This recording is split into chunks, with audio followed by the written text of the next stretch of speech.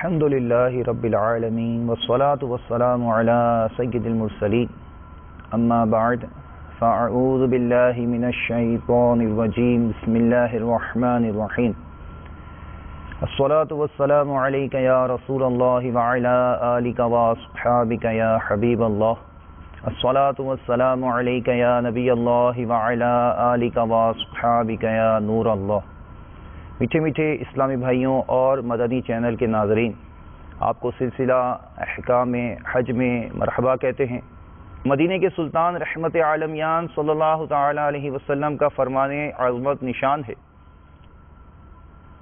جسے کوئی مشکل پیش آئے اسے مجھ پر کثرت سے درود پاک پڑھنا چاہیے، کیونکہ مجھ پر درود پاک پڑھنا مصیبتوں اور بلاؤں کو ٹالنے والا ہے۔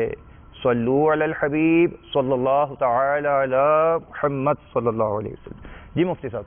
الحمدللہ رب العالمین والصلاة والسلام علی سید الانبیاء والمرسلین اما بعد فاعوذ باللہ من الشیطان الرجیم بسم اللہ الرحمن الرحیم۔ پچھلے سلسلے میں ہم نے طواف کے متعلق اہم باتیں بیان کی تھیں، طواف کی اقسام بیان ہوئی تھیں، طواف کے کچھ ضروری مسائل جو ہیں وہ بیان ہوئے تھے۔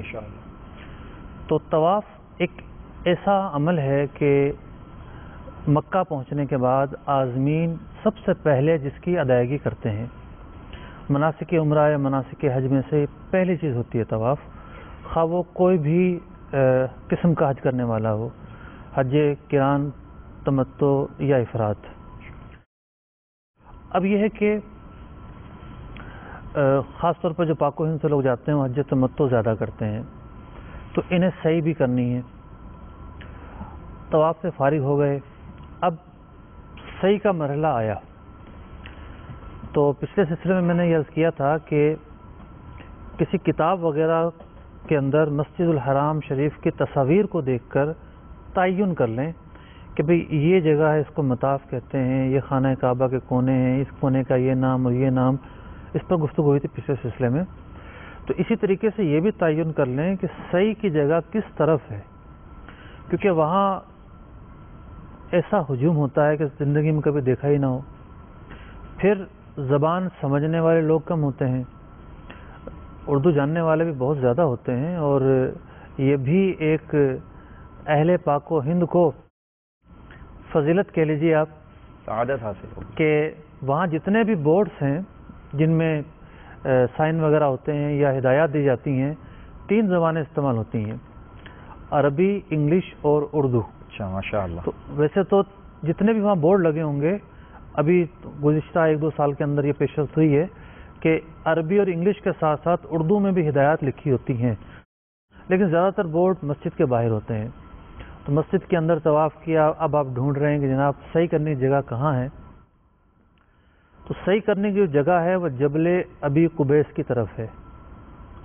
اب چاروں طرف نگاہ دوڑائیں گے تو ایک ہی طرف پہاڑ ہو سکتا ہے نظر آئے، اور شاید اب تو مطاف ویسے ہی تھوڑا تنگ ہو گیا ہے، نظر نہ آئے مسجد میں کھڑے ہو کر۔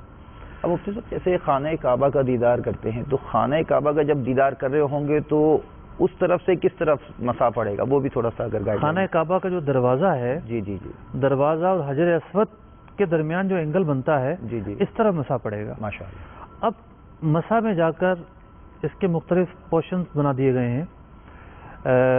سب سے نیچے تو بیسمنٹ ہے، جس کا راستہ عام طور پر حاجیوں کو پتہ نہیں ہوتا، اور اس بیسمنٹ کو عام طور پر حج کے موسم میں کھولا جاتا ہے یا پھر رمضان المبارک میں کھولا جاتا ہے، جی، اور حج کے ایام میں بھی 1 محرم کو بند بھی کر دیا جاتا ہے، ایسے بھی اطلاعات ہیں۔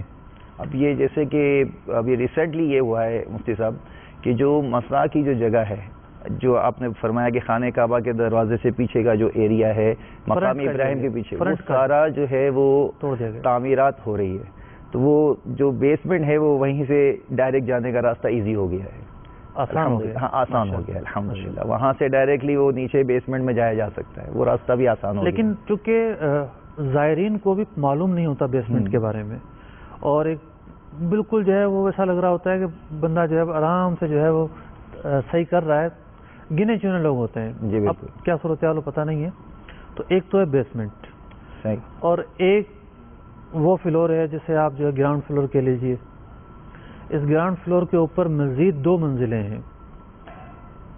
اچھا, اب جو صحیح کرنے کی جگہ ہے 1960 کے اندر ایک کمیٹی بنائی گئی تھی. اس کمیٹی نے یہ تحقیقی تعین کیا, قبلہ محمد مالکی علوی صاحب رحمۃ اللہ تعالی علیہ بھی اس کمیٹی میں شامل تھے, کہ صحیح کرنے کی جگہ اتنی ہی ہے جتنی بھی صفا اور مروہ کی پہاڑی کی چوڑائی تھی, اس کو سامنے رکھتے ہوئے صحیح کی جگہ متعین کر کے اس کے 2 ٹریک بنا دیے گئے تھے, ایک دائیں اور ایک بائیں. کتابوں میں مسا کہتے ہیں. مسا کہتے ہیں. مسا کہتے ہیں. صحیح کرنے کی جو جگہ ہے جی. عربی میں اسے مسا کہتے ہیں. صحیح. تو اس مسا کی جو ہے وہ لمبائی چوڑائی مقرر کر دی گئی تھی, لیکن 2007 کے اندر اس میں مزید توسیع کی گئی. جبل ابی قبیس کی طرف اس کو جو ہے وہ پھیلایا گیا اور اس انداز میں بنایا گیا کہ وہم و گمان میں نہیں ہوتا کسی کے کہ یہ حصہ زائد کیا گیا ہے اور 2007 کے بعد زائد کیا گیا ہے. تو وہ جو زائد کیا گیا حصہ ہے وہ محل غور حصہ ہے. تو زائر یہ کوشش کرے کہ جو پرانا ٹریک ہے اسی پر صحیح کرے, اور چھت سے اگر آپ کریں گے تو چھت سے جو ہے وہ ون وے کرنے کی اجازت ہوتی ہے عام طور پر, اتنا رش نہیں ہوتا. ون وے سے مراد مطلب مفتی صاحب وہ کہاں سے ون وے شروع کریں گے؟ 2 ٹریک بنا دیے گئے ہیں. جی جی. ایک ٹریک پر جانا ہوتا ہے اور ایک ٹریک پر آنا ہوتا ہے. جو جبل ابی قبیس کی طرف یعنی مسجد الحرام کے باہر کی طرف جو ٹریک پڑتا ہے, جی. تو وہ ٹریک جدید توسیع ہے. اس کو یوں سمجھ لیا جائے کہ جو اس وقت سعی شروع ہوتی ہے, صفا کی جو پہاڑی سے جانے کا راستہ ہے مروہ کا, جی وہ اضافی ہے. اس کو یوں سمجھ لیا جائے. یہ جو باہر کی طرف ہے جی جی وہ اضافی ہے. جو مسجد الحرام کی طرف ٹریک ہے وہ قدیم ہے. جی.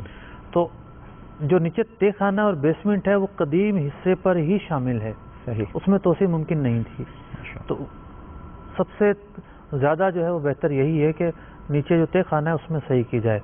ورنہ اگر کوئی چھت پر جا کر کرتا ہے تو ایک ٹریک پر 2 طرفہ صحیح کر سکتا ہے, رش نہ ہو تو کوئی ممانعت نہیں ہوتی. رش ہو تو پھر اس کو منع کیا جاتا ہے. تو خیر صحیح کرنی ہے. جیسے بھتیجے کہ ناظرین ہمارے ساتھ شامل ہیں اور مفتی صاحب نے الحمدللہ ہمیں بہت اہم مدنی پھول دینا شروع کر دیے ہیں, تو میں عرض کروں گا کہ کاپی اور قلم لے لیں, چونکہ یہ بہت اہم مدنی پھول ہے کہ صحیح آپ نے شروع کہاں سے کرنی ہے اور کس مقام پہ کرنی ہے. جی مفتی صاحب. میں یہ عرض کر رہا تھا کہ میرے ساتھ جب میں پہلی دفعہ حاضر ہوا 2002 میں عمرے کے لیے, ماشاءاللہ, اب پتا تھا کہ جناب صحیح کرنی ہے, صفا اور مروہ کے صحیح کرنی ہے. مسا پر چلا گیا. اب یہ پتہ نہ چلے کہ صفا یہ والا ہے یا یہ والا ہے, ابتدا کہاں سے کرنی ہے. اب جس سے پوچھوں اسے سمجھ میں نہ آئے. 1-2 کو بات سمجھ میں آئی تو اس نے بتایا کہ جناب اس طرف جو ہے وہ صفا ہے. تو یہ ہوتا ہے کہ وہاں جانے کے بعد اور اتنے ہجوم میں انسان غور و فکر میں پڑ جاتا ہے کہ شروع کہاں سے کروں. تو صفا سے شروع کرنا ہے صحیح کو, مروہ تک جانا ہے, مروہ سے صفا تک آنا ہے. 7 چکر صحیح کے ہوتے ہیں. بعض لوگ یہ سمجھتے ہیں کہ پہلے جائیں گے پھر آئیں گے, یہ ایک چکر ہوگا. یہ سمجھنا غلط ہو جائیں گے, یہ 14 ہو جائیں گے. یہ سمجھنا غلط ہے. آپ صفا سے گئے مروہ تک ایک چکر ہو گیا, مروہ سے گئے صفا تک یہ دوسرا چکر ہو گیا. اب جو لوگ پہلی دفعہ جا رہے ہوتے ہیں ان کے ذہنوں میں یہ ہوتا ہے کہ چونکہ یہ جو صحیح ہے اللہ تعالیٰ کی نیک بندی ایک ولیہ کاملہ اللہ اللہ حضرت حاجرہ رضی اللہ تعالیٰ عنہا کی یاد کی بنیاد پر اللہ تعالیٰ کو ان کی ادا پسند آئی اور اس چیز کو عبادت قرار دے دیا گیا. تو ان کے ذہن میں جب وہ واقعہ آتا ہے کہ جناب وہ پہاڑی کے درمیان دوڑی تھیں, ایک پر چڑھتی تھیں پھر اترتی تھیں پھر دوسرے پہ چڑھتی تھیں, تو شاید یہ پہاڑی ہوگی, کیا ہوگا. تو اب پہاڑی وغیرہ کچھ نہیں ہے. صفا اور مروہ کے درمیان جو ایریا تھا اسے بہت خوبصورت بنا دیا گیا ہے. ماربل بچھے ہوئے ہیں, جس طرح ہمارے گھروں میں فرش ہوتا ہے اس طرح کا فرش بنا ہوتا ہے. البتہ دائیں اور بائیں جس طرح صفا تھا وہاں ایک پہاڑ کا ایک چٹان رکھی ہوئی ہے, اور مروہ تھا وہاں پہاڑ کی ایک چٹان رکھی ہوئی ہے. اور گراؤنڈ فلور پہ جو رکھی ہوئی ہے اور جو اوپر کا فرسٹ فلور, سیکنڈ فلور اور تھرڈ فلور ہے اس پر خلا ہے کہ اگر کوئی اوپر سے جھانکے گا تو اسے وہ نظر آئے گی. لیکن جو بیسمنٹ ہے, بیسمنٹ میں الگ سے چٹان رکھی گئی ہے اور اس چٹان کے آگے بھی شیشہ لگا دیا گیا ہے موٹے والا. تو اب وہ شیشہ لگا دیا گیا ہے، دور سے آپ کو نظر آئے گا کہ جناب یہاں جو ہے وہ اس پہاڑی کی ابتدا ہے اور وہاں اس پہاڑی کی ابتدا ہے. تو یوں جو ہے وہ باقاعدہ پہاڑیاں نہیں ہیں، ایک فرش ہے، اس پر 7 چکر لگانے ہوتے ہیں، اور درمیان کے اندر 2 سبز لائٹیں لگائی گئی ہیں. جیسے آپ صفا سے نکلے اور مروا کی طرف جا رہے ہیں تو سبز رنگ کی ایک لائٹ شروع ہو جائے گی، اور وہ ایریا بھی سبز ہو جائے گا. جب لائٹ پڑ رہی ہے تو وہ ایریا بھی، ٹائلیں بھی سبز دکھائی دیتی ہیں. تو اسے میلین اخضرین، ماشاءاللہ، اخضر سب چیز کو، ہری چیز کو کہتے ہیں. تو وہ ایریا کہ جو ہرا ہے میلین اخضرین کہتے ہیں. اس ایریے میں جب حاجی پہنچے گا تو دوڑے گا. اس ایریا سے جب نکل جائے گا پھر رک جائے گا، لیکن خواتین کو نہیں دوڑنا، مردوں ہی کو دوڑنا ہے.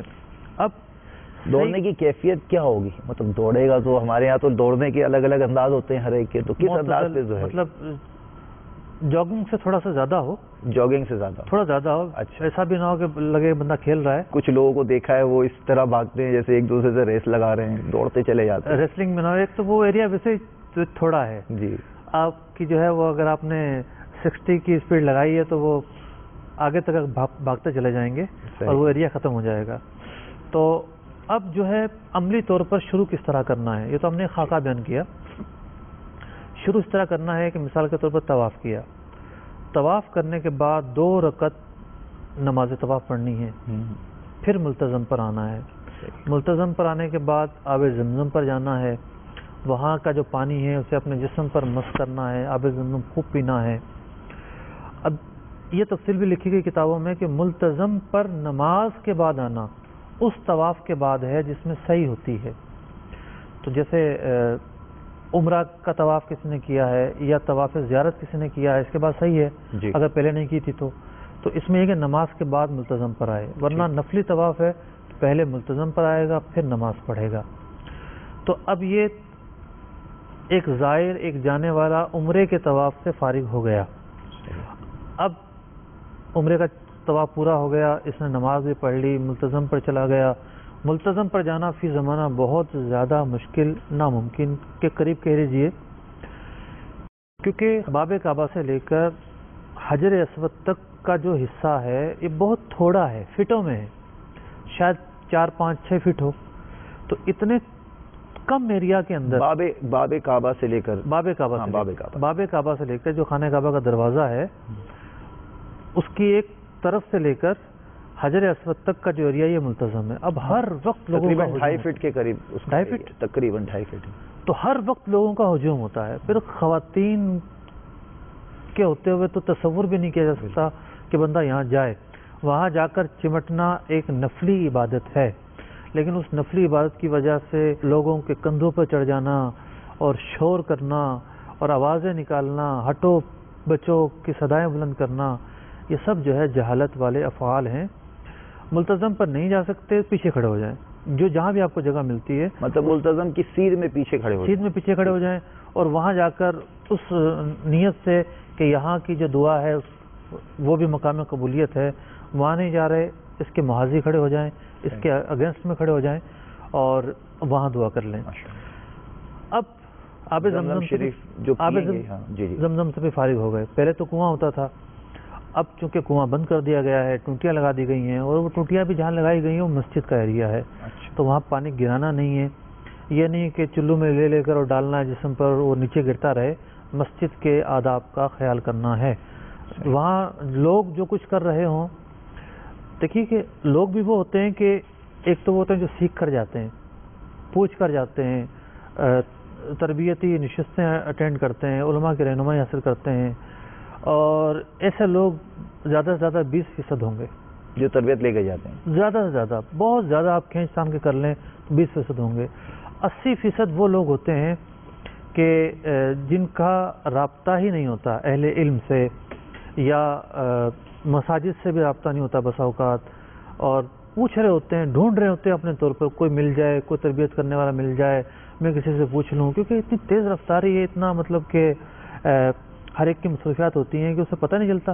مفتی صاحب، آپ کی جو بات ہے اس سے میں مدنی چینل کے ناظرین اور جو خاص طور پر اس مرتبہ عزم حج رکھتے ہیں، حج پر جا رہے ہیں، ان سے میں عرض کروں گا کہ مفتی صاحب کی جو مدنی پھول ہے نا، کہ تربیت یہ بہت ضروری ہے. تو حقیقتاً کوئی بھی کام اگر کرنا ہے تو اس سے پہلے اس کے سارے طریقہ کار کو سیکھنا ضروری ہے. اگر آپ نے نہیں سیکھا، ایسے بہت سے مناظر مفتی صاحب دیکھنے میں آئے ہیں کہ جب یہاں سے لوگ جاتے ہیں ایئرپورٹ پہ، چونکہ مجلس حج عمرہ کا بستہ موجود ہے، تو وہ یہیں ایئرپورٹ سے ہی جو ہے نا وہ استباح کر کے جا رہے ہوتے ہیں. اور مسا میں بھی ایسے بہت سے نظارے آپ نے بھی دیکھے ہوں گے کہ جو استباح کیا ہوتا ہے. تو اب استباح کیا ہے اور پھر وہ کیوں کیا جاتا ہے نہیں کیا جاتا، اس سے متعلق بھی چونکہ اب صحیح شروع کرنے جا رہے ہیں. دیکھیں استباح تو اب جیسے طواف سے فارغ ہوئے استباح کہتے ہیں سیدھے ہاتھ کے نیچے سے جو ہے وہ احرام لینے کو، سیدھا کندھا جو ہے وہ خالی رکھنا ہوتا ہے، برہنہ رکھنا ہوتا ہے، کیونکہ آپ نے نماز پڑھنی ہے طواف کرنے کے بعد. تو وہ نماز اس طرح پڑھنی ہے کہ کندھا آپ کا چھپا ہوا ورنہ نماز مقبول تحریمی ہوگی. تو خیر آب زمزم کو نیچے نہیں گرانا ہے. ہاں اپنے ہاتھ پر تھوڑا بہت ڈال کر چہرے پر ملیں، جسم پر ملیں، جہاں مل سکتے ہیں ملیں. اب آپ حجر اسود کو استلام کرتے ہوئے صفا کی طرف جائیے، یعنی جس خانہ کعبہ کے اینگل پر حجر اسود ہے بالکل اس کی سیدھ میں چلے جائیے آپ پیچھے. اور مسجد الحرام شریف کے جو دو کونے مل رہے ہیں، ویسے تو گولائی ہے جی، حجر اسود کے بالکل سامنے جو کونا پڑتا ہے اس کو سیدھا کر کے چلے جائیے. آپ جو ہے وہ جو اوپر کا اسٹیپ ہے برآمدے کا اس پہ چڑھیں گے اور پھر برآمدے سے تھوڑا پیچھے ہو جائیں، پیچھے ہو کر ذرا ڈھونڈتے چلے جائیے اور پیچھے ہو کر بورڈ بھی لگے ہوئے ہیں. نہیں، وہ بیسمنٹ کے لیے بورڈ نہیں ہے. اچھا، کہ بیسمنٹ کے لیے جگہ کہاں سے ملے گی؟ اب آپ بیسمنٹ میں چلے جائیں گے. تو ویسے آداب بیان کیے ہوئے ہیں کہ جناب صفا کی پہاڑی پر تھوڑا سا اونچا ہو، اتنا اونچا ہو کہ خانہ کعبہ نظر آئے، تو بیسمنٹ سے نظر نہیں آئے گا. وہاں کے دعائیں پڑھنی ہیں اور نیت کرنی ہے. رفیق الحرمین میں نیت کے الفاظ بھی لکھے ہوئے ہیں. دل میں نیت کر لیں کہ میں صحیح کر رہا ہوں، یہ بھی کافی ہے. لیکن صفا اور مروہ مقامات قبولیت ہیں، وہ مقامات ہیں جہاں دعائیں قبول ہوتی ہیں. تو یہاں پر جو ہے وہ جو دعائیں رفیق الحرمین میں موجود ہیں، بہار شریعت چھٹے حصے میں موجود ہیں، یہ دعائیں کر لی جائیں. پھر مروہ پہنچے، وہاں بھی تھوڑا سا رکے اور جو دعائیں دی ہیں وہ دعائیں پڑھ لیں. پھر دوبارہ آئے، میلین اخدرین کی دعائیں ہیں وہ دعائیں پڑھ لے. پھر صفا پر پہنچے گا، یہاں بھی پڑھنے کی دعا ہے وہ دعا پڑھ لے. تو یوں 7 چکر پورے کرنے ہیں اور اس کا 7واں چکر پورا ہوتا ہے مروہ پر. اس سے اب یہ جو صحیح آپ نے شروع کروائی اور صفا پر مطلب دعا کرنی ہے، تو اب خانہ کعبہ نظر نہیں آ رہا، لیکن وہاں پر کچھ ایسی بھی رہنمائی فرما دیں کہ خانہ کعبہ کا رخ کیسے معلوم کیا جا سکے. ایک تو یہ خود جو ہے وہ طواف کر آیا ہے، مطاف سے نکل کر اندر آ رہا ہے، اسے اندازہ ہوگا کہ خانہ کعبہ کا رخ کس طرف ہے. پھر وہ صفوں کی نشاندہی بھی کی ہوئی ہے. جی ہاں، صفوں کے پٹے بھی ہیں، اس کو دیکھ کے بھی جو ہے وہ خانہ کعبہ کا تعین ہو سکتا ہے. بڑی اچھی آپ نے مطلب کہ نشاندہی کی ہے. اور اب 7 چکر پورے ہو گئے. تو اب یہ ہے کہ سرکار دو عالم صلی اللہ علیہ وسلم نے مطاف کے کنارے پر، یعنی مسجد میں داخل ہو کر مطاف کے کنارے پر، یہ سمجھیے جہاں آج کل آب زمزم کی ٹوٹیاں لگی ہوئی، یہ کنارہ ہے. کنارہ کس کو کہتے ہیں سب کو پتہ ہے. وہاں جا کر 2 رکعت نفل بھی ادا فرمائے. یہ بھی سنت ہے، یہ پڑھ لے جائیں زیادہ بہتر ہے. لیکن جیسے جو لوگ بالکل آخر کی تاریخوں میں جائیں گے تو ان کے لیے مسعی سے مطاف میں پہنچنا بہت مشکل ہو جاتا ہے. بس شاید 1 گھنٹہ لگے. ویسے تو 5 منٹ کا سفر ہے، لیکن رش کے اندر شاید 1 گھنٹہ لگ جائے. اس میں مفتی صاحب ایک تھوڑا سا مشورہ اگر آپ کی طرف سے یوں بھی ہو جائے کہ جیسے مروہ پر ان کی صحیح کا اختتام ہوا، دعا کے لیے تھوڑا اور پیچھے چلے جائیں. تھوڑا سا اور پیچھے جائیں گے تو ان کے دائیں ہاتھ پر لفٹیں لگی ہوئی ہیں ماشاءاللہ، تو اس کے اندر وہ جب جائیں گے تو بڑے آرام سے جب نیچے اتریں گے تو وہیں مسجد حرام شریف کے اندر ان کا داخلہ بھی ہو جائے گا اور وہیں کھڑے رہ کے وہ نماز بھی پڑھ سکتے. پھر مزید تھوڑا سا اور سائڈ پہ ہو جائیں تو ایک جگہ ایسی بھی ہے جہاں وہ مسجد کے اندر داخل ہو جاتے ہیں، جو انہوں نے نئی تعمیرات کی ہے اس میں وہ مسجد کے اندر شامل ہے. تو وہاں جا کر وہ اوپر ہی نماز بھی ادا کر سکتے ہیں. آپ کی طرح ہر سال جانے والے کو بہت ساری جو ہے وہ دعا کرنے میں بھی ہر سال جانے والے چیزیں جو ہے وہ یاد ہوتی ہیں، اور پہلی دفعہ جانے والے لفٹ ڈھونڈ نہیں پائیں گے. صحیح. تو خیر یہ راستے ضرور ہیں جی، لیکن اگر آپ نے وہاں بھی اگر نفل ادا کر لیے تب بھی ٹھیک ہے، ہو جائیں گے، کوئی حرج نہیں ہے. وہاں صفیں بنی ہوتی ہیں تو صفوں کو دیکھ کر صحیح کی جگہ نہ پڑھے، نماز الگ ہو جائے تھوڑا سا. مسا پر جیسا کہ آپ نے فرمایا ایک سیڑھیاں آتی ہیں جی ان سیڑھیوں کی جانب ہو جائے جی اور مروا کے مقام پر تو نفل ادا کر کے پھر باہر آ جائے، کیونکہ اب اس کو حلق اور قصر کروانے ہیں، اب اسے باہر آنا ہے، تو وہاں جو لوگ کینچیاں چلا رہے ہوتے ہیں 2-3 بال کاٹ رہے ہوتے ہیں ان سے نہ کروائیں. اگر یہ 2-3 بال کٹوا لیے تو احرام کی پابندیاں ختم نہیں ہوں گی، یہ بدستور احرام میں رہے گا اور حلق یا قصر کروانا ضروری ہوگا. اس میں مفتی صاحب ایک چیز یہ بھی ہے، جیسے نماز کے حوالے سے آپ نے فرمایا تو بہت سے لوگ وہیں مسا کے اندر ہی نماز شروع کر دیتے ہیں. تو جیسے طواف میں تو ہمیں اجازت ہے کہ طواف کے دوران ہم نمازی کے آگے سے گزر سکتے ہیں، لیکن جب مسا میں ہوتے ہیں اور کچھ لوگ نماز پڑھ رہے ہوتے ہیں، اب ہمیں سعی بھی کرنی ہے، تو ایسی صورت میں کیا مطلب گزر سکتے ہیں؟ صحیح کے اندر تو اجازت نہیں دی گئی ہے، لیکن یہ ہے کہ کوئی سامنے گزر رہا ہے، یا مطلب ایک تو یہ کہ آپ نے کہا کہ یار اس کیا کیسے گزر جاؤ، میں تمہارے پیچھے سے گزر جاؤں گا، وہ تو یہ تو دعوت گناہ ہے. اور ایک یہ کہ ریلے کے ریلے گزر رہے ہیں اور آپ روکیں گے تو رکیں گے بھی نہیں، تو ان کی اگر آڑ بنتی ہے تو ان کی آڑ لے کر بھی آپ گزر سکتے ہیں. ان کی آڑ لے کر، یا پھر نگاہ کا جو حکم ہے ہمارے یہاں، آڑ لے کر ہی گزریں گے، آڑ لے کر ہی گزریں گے. اور دوسرا یہ ہے کہ جو صحیح کرنے کی جگہ ہے جسے مسعی کہتے ہیں، یہ ویسے تو مسجد الحرام کی عمارت ہی شمار ہوتی ہے، کوئی مسجد الحرام سے جداگانہ عمارت نہیں ہے، لیکن شرعی طور پر مسجد الحرام میں داخل نہیں ہے.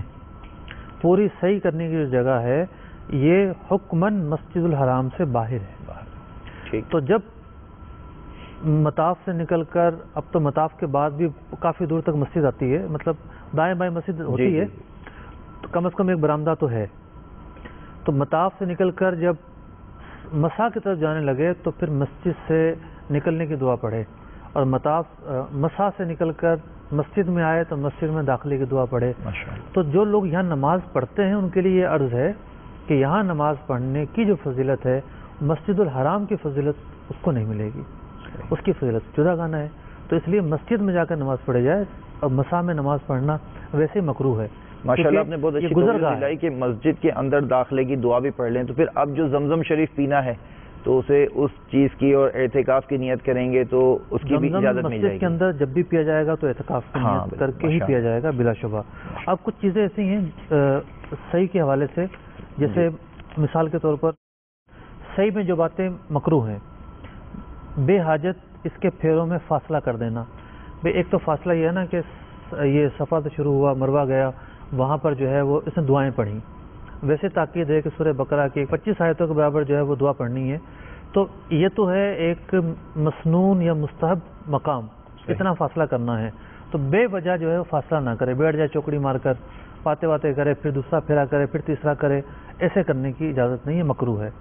پھر یہ ہے کہ اچھا مفتی صاحب، اس دوران جیسے آپ نے فرمایا فاصلہ نہ کرے، اب کسی کو 2 چکر کیے، حاجت ہو گئی، اب وہ کیا کرے؟ قضائے حاجت کے لیے جا سکتا ہے. قضائے حاجت کے لیے جائے گا، اس کے لیے جا سکتا ہے. وضو کی حاجت کیونکہ مسا میں صحیح کے لیے رفیق الحرمین میں لکھا ہوا ہے جی کہ اگر وضو کے لیے گیا ہے تب بھی اس کی اجازت ہے نا. جی ٹھیک ہے.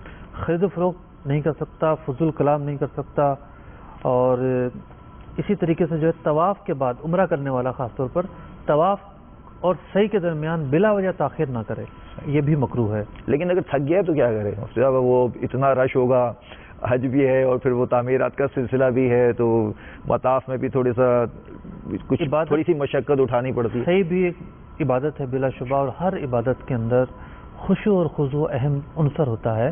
تو اپنے اس سانس لینے کے لیے یا تھوڑی سی تھکاوٹ اتارنے کے لیے بیٹھ گیا ہے، اس میں حرج نہیں ہے. ٹھیک. ستر عورت نہ ہونا یہ بھی مکروہ ہے. ویسے ہی مطلب کہ حرام ہے ستر عورت کا کھلا ہونا، اور یہاں صحیح کے اعتبار سے ایک اور درجہ حرام ہوگا. پھر پریشان نظری کا مظاہرہ کرنا، صحیح کر رہا اور یہاں وہاں دیکھتے ہوئے جا رہا ہے، تو نہیں، پروقار طریقے سے جو چلنے کا انداز ہوتا ہے اس طریقے سے چلے گا. اب بہت ساری وہ باتیں کہ جو صحیح کے اندر جو ہے وہ جائز ہیں، جیسے سلام کا جواب دینا، فتویٰ پوچھنا، پانی پینا، حمد نعت منقبت کے اشعار آہستہ آواز میں پڑھنا. صحیح کے طواف میں تو کھانے کی اجازت نہیں ہے. صحیح کے حوالے سے لکھا ہے کہ اگر کھانا بھی چاہتا ہے کچھ تو کھا بھی سکتا ہے. اسی طریقے سے صحیح جو ہے وہ بلا عذر بیٹھ کر نہ کی جائے، ویل چیئر پر نہ کی جائے. جو چل سکتا ہے اس کے لیے واجب ہے کہ وہ اپنے پاؤں پر ہی صحیح کرے. تو یہ صحیح کے حوالے سے اہم باتیں تھیں. اب یہ ہے کہ صحیح ہو گئی، اب حلق اور سبحان اللہ، مبارک ہو. جو حج پہ جا رہے ہیں انہوں نے صحیح کا طریقہ بھی سیکھ لیا الحمدللہ. جیسے مفتی صاحب نے ہماری تربیت فرمائی، کوشش کریں کہ رفیق الحرمین جو ہے اس کا مطالعہ رکھیں. اور اس میں الحمدللہ عز وجل شیخ طریقت امیر اہل سنت نے ہمیں جو مدنی پھول عطا فرمائے ان کو پڑھتے چلے جائیے اور انشاءاللہ آپ کی اور اچھے انداز میں تربیت بھی ہو جائے گی. صفحہ نمبر 123 سے یہ صفحہ مروہ کی صحیح کا جو بیان ہے یہ شروع ہے. تو تمام اسلامی بھائی جو حج پر جا رہے ہیں وہ خصوصی طور پر اس کا مطالعہ کر لیں تاکہ آپ کو مسا کے بارے میں جو مفید مشورہ الحمدللہ ہمارے مفتی صاحب نے ہمیں عطا فرمایا وہ بھی انشاءاللہ مفید رہے گا آپ کے لیے. اچھا، اب حلق اور قصر کا معاملہ ہے. تو جو خواتین ہیں وہ اپنے جو ضروری ہے چوتھائی بال کا کم از کم ایک پورا کاٹیں گی. اب کسی کے بال چھوٹے بڑے ہیں تو وہ اپنے بالوں کے 4 حصے کرنے کے بجائے 2 حصے کر لیں، 3 حصے کر لیں، تاکہ چوتھائی جو ہے ایک حصے میں شامل ہو. تو ایک پورا کاٹیں گی. جب بھی وہ عمرہ کریں گی یہ کام کرنا ہوگا، ورنہ وہ احرام سے باہر نہیں ہوں گی. اسی طریقے سے مرد کے لیے ضروری ہے، چونکہ یہ عمرہ ہو رہا تھا، کہ عمرے کا احرام ختم کرنے کے لیے یا جب حج کا موقع آئے گا، حج کا احرام مانا جائے گا، اس کا احرام ختم کرنے کے لیے حلق یا قصر دونوں میں سے ایک کام کروانا ہوگا. اور حلق تو گنجا ہونے کو کہتے ہیں، قصر کہتے ہیں جیسے کسی کے بال ہیں تو کم از کم چوتھائی سر کے بالوں کا ایک پورا حصہ کٹ جائے. یہ مرد بھی قصر کرا سکتے ہیں. ایک پورا چوتھائی بالوں کا ڈیفینیشن آپ نے غالباً پچھلے سلسلے میں بتائی ہے، پھر بھی دوبارہ چونکہ بیان چل رہا ہے تو بتا دیں. میں نے بتائی ہے. یہ 3 اسٹیپ ہیں انگلی کے. جو یہ پہلا اسٹیپ ہے اسے پورا کہتے ہیں اردو میں. تو اتنے بال کاٹنے ہیں اور چوتھائی حصے کے کاٹنے ہیں. تو اگر کسی کی زلفیں ہیں تو اس کے لیے تو بڑا آسان ہوتا ہے. زلفیں نہیں ہیں تو بڑی احتیاط اور طریقے سے جو ہے اسے کرنے ہوں گے. اور حلق جو ہے وہ افضل ہے. ماشاءاللہ. مفتی صاحب ہمارے ساتھ الحمدللہ مدنی چینل کے ناظرین بھی شامل ہیں، سلسلہ ہیں. کچھ کالز آئی ہیں تو میں عرض کروں گا کہ کچھ کالز چلا دیں تاکہ ان کی بھی تشفی ہو جائے، کچھ سوالات ہو تو ان کے جوابات بھی ہو جائیں. جی محمد الیاس عرض کر رہا ہوں میں کراچی سے. میرے 2 سوال ہیں. ایک سوال تو یہ طواف کرتے وقت جب طواف کرتے ہیں اس وقت ہم خانہ کعبہ کو دیکھ سکتے ہیں یا نہیں؟ اور دوسرا سوال یہ ہے طواف کرنے کے دوران پڑھنے کا ہوتا ہے تیسرا کلمہ اور ربنا آتنا فی الدنیا جو کہتے ہیں پڑھنے کا. یہ تو اس کی جگہ ہم کوئی جو بھی دعا مانگنا مانگتے ہیں، کوئی دعا یا درود شریف یا دعا کچھ بھی پڑھ سکتے ہیں، یہ کہ یہی پڑھنا ضروری ہے ہمیں، یا جو کتاب کے اندر 7 چکر دعا لکھی ہوتی ہے وہ پڑھنا ضروری ہے؟ الیاس بھائی آپ کے انشاءاللہ سوال کا جواب مفتی صاحب سے حاصل کرتے ہیں. دوسری کال بھی چلا دیجیے. I am watching the Madani channel and Mufti Saab is explaining the Ahkam Hajj. This is my suggestion. I watch your program quite often. It's a very nice program. My suggestion is, could it be possible? We are so much in advanced technology. Mufti Saab, some sort of slide or some video references, run some video and then he explain where is the Hijr al-Aswad, where is the Safa, where is the Marwa, and how to do the Hajj. This is my suggestion to you. That's the reason I call. Thank you very much. Assalamu alaikum wa rahmatullah. وعلیکم السلام ورحمۃ اللہ وبرکاتہ. ان کا نام میں نہیں سمجھ سکا. نام شاید بتایا، نام نہیں بتایا. اچھا تو مفتی صاحب پہلے جو ہمارے کالر ہیں میں دوسرے کال کا پہلے عرض کر دوں. ہم آپ کے شکر گزار ہیں کہ آپ نے ہمیں کال کی اور your suggestion is very useful, very good and I hope in future سلسلاز we will try to this matter and also today ہمیں پتہ نہیں تھا کہ آپ کو کال آئے گی. our preparation about مناسک کے حج is completed and after soon minutes Madani channel ناظرین will سادہ پکچر آف مناسک the places which are the مناسک اویلیبل. بات یہ ہوتی ہے کہ دیکھیں چونکہ بہت سارے سلسلے چل رہے ہوتے ہیں, یہ جو سلسلہ اس میں ہم نے فوکس کیا ہے احکام کو, اس کا نام ہی احکام ہے. ڈیٹیل کے ساتھ مسائل بتاتے چلے جائیں. آج ہم نے ایک میپ تیار کیا ہے, چلے آئیے پہلے میپ دکھاتے ہیں. سبحان اللہ. دیکھیں بھائی ہاتھوں ہاتھ آپ کے کال کی جو اہمیت یہ ہے کہ ہاتھوں ہاتھ مفتی صاحب کو میپ دکھا رہے ہیں, تو آپ دیکھیں اسکرین پہ میپ. اب اس میپ میں ہے کیا, میں ذرا 5 منٹ بعد عرض کرتا ہوں کہ اس میپ میں کیا چیز ہے. دوسری کال کا جواب دے دوں. جی دوسری کال. طواف خانہ کعبہ کرتے وقت کعبۃ اللہ شریف کو محمد الیاس صاحب نے پوچھا تھا کہ خانہ کعبہ کو دیکھ سکتے ہیں. دیکھنے کی تو ممانعت نہیں ہے, اور نظر تو وہ آ ہی رہا ہوتا ہے. وہاں جا کر خانہ کعبہ کیسے اوجھل ہو سکتا ہے نگاہوں سے. ماشاءاللہ. ہاں دیکھنا بھی عبادت ہے الحمدللہ. منہ موڑنا یا سینہ پھیرنا جو ہے اس کی اجازت نہیں ہے. تو آپ اسی جو ہے نا رو کے اندر چلتے جائیں, اور جو انسانی آنکھوں کا جو اینگل ہے وہ بلا شبہ کیمرے کے اینگل سے زیادہ ہے. یعنی وہاں جا کر پتہ چلتا ہے کہ کیمرہ اور آنکھ کا کیا فرق ہوتا ہے. جو آنکھیں دیکھ رہی ہوتی ہیں وہ ہم نے کبھی ویڈیو میں نہیں دیکھا.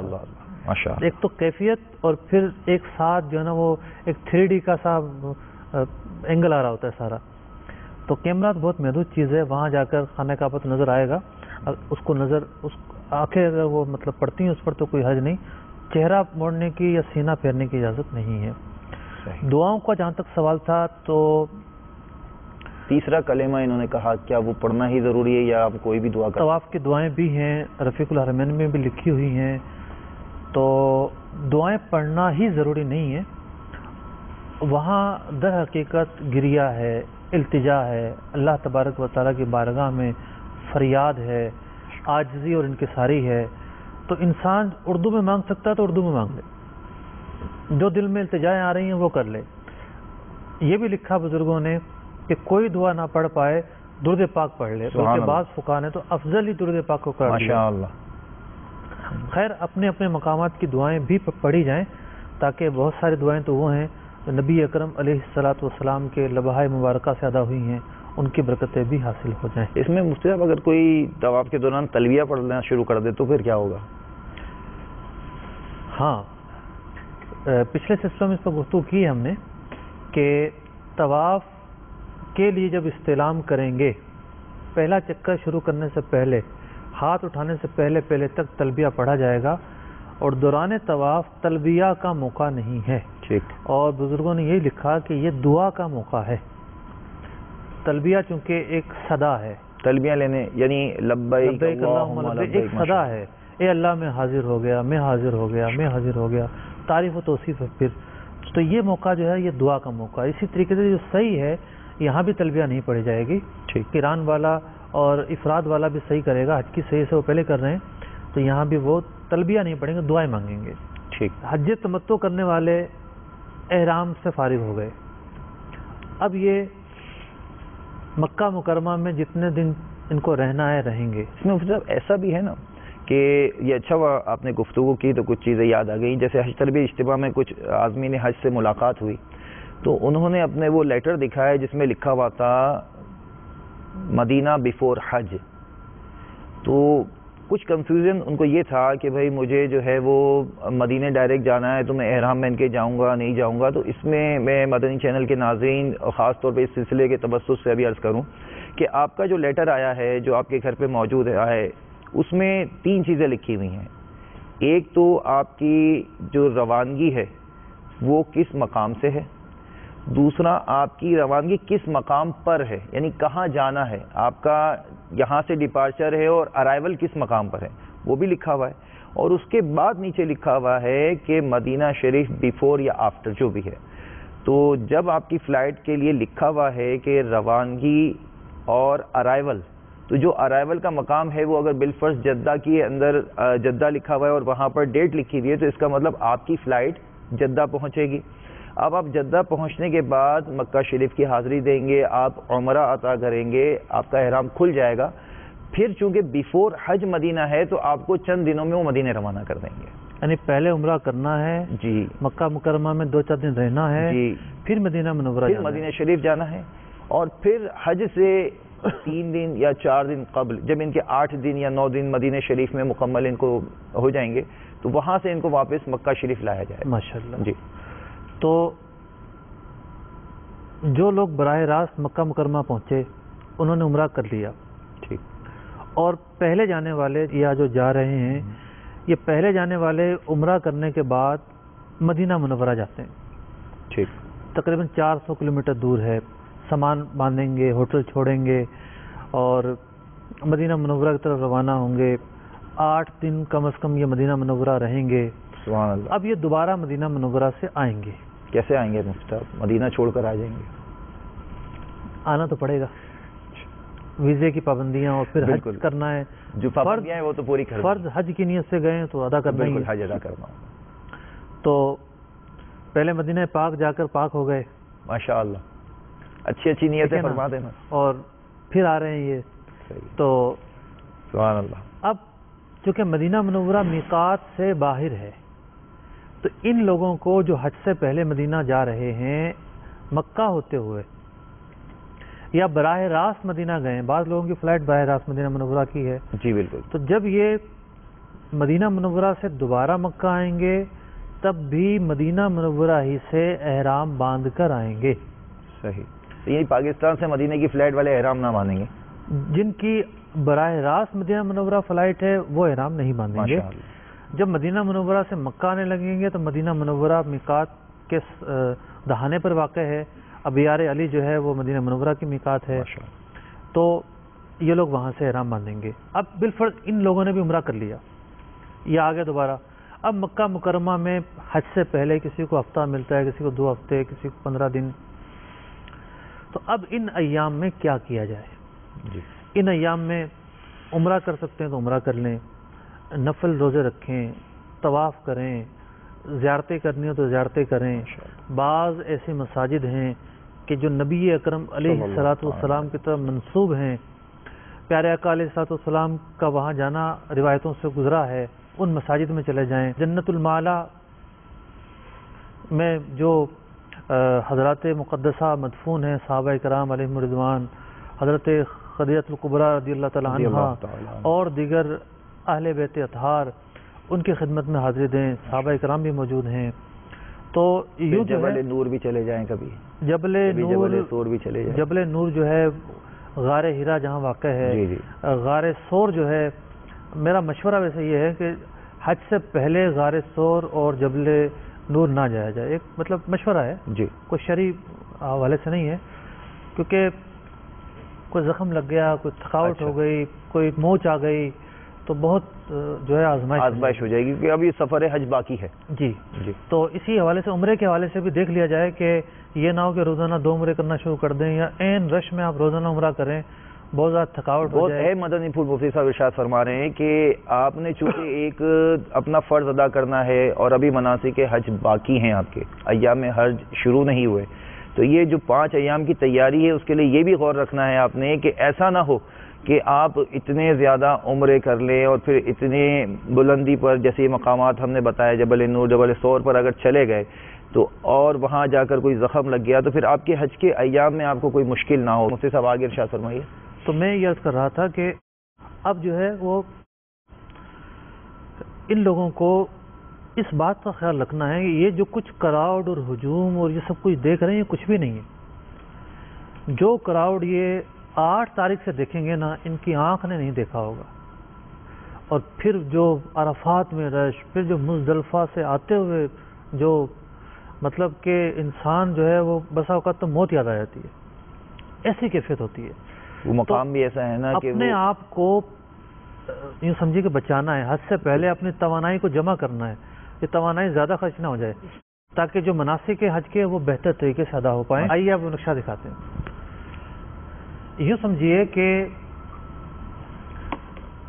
جب آپ نے حج کے لیے نکلنا ہے تو مکہ مکرمہ سے نکل کر مینا جانا ہے. مینا جو ہے وہ 5 نمازیں پڑھنی ہیں. پھر آپ کو مینا سے براہ راست عرفات آنا ہے گزرتے ہوئے مزدلفہ سے, ماشاءاللہ, اور پھر عرفات کے بعد دوبارہ مزدلفہ اور پھر مینا جانا ہے. تو تھوڑا سا اس کو زوم کیجئے گا جس میں ہمیں خانہ کعبہ اور مینا نظر آئے.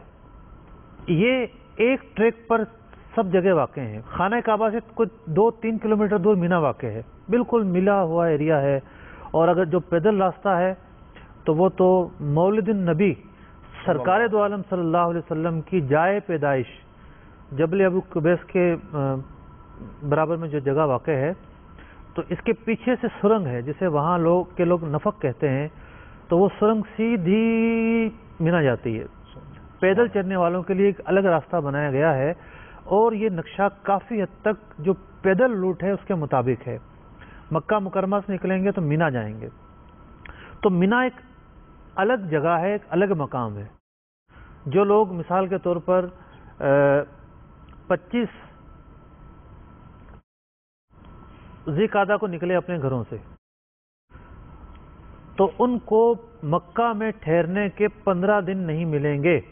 مینا کو ملائیں گے تو مل جائیں گے، لیکن ان کو مینا بھی جانا ہے. تو مینا ایک الگ پلیس ہے، اور خانہ کعبہ جو ہے یہ ایک الگ مقام ہے. تو دیکھیے حج کا جو ایک روٹ ہے، جو پورا جو حج مناسک حج جس میں ادا ہونے ہیں، تو وہ اس نقشے سے واضح ہیں. مکہ مکرمہ بہت پھیل چکا ہے، تو خانہ کعبہ کو ہم لے لیتے ہیں. خانہ کعبہ سے ہوتے ہوئے مسجد الحرام شریف سے ہوتے ہوئے یہ لوگ مینا پہنچے.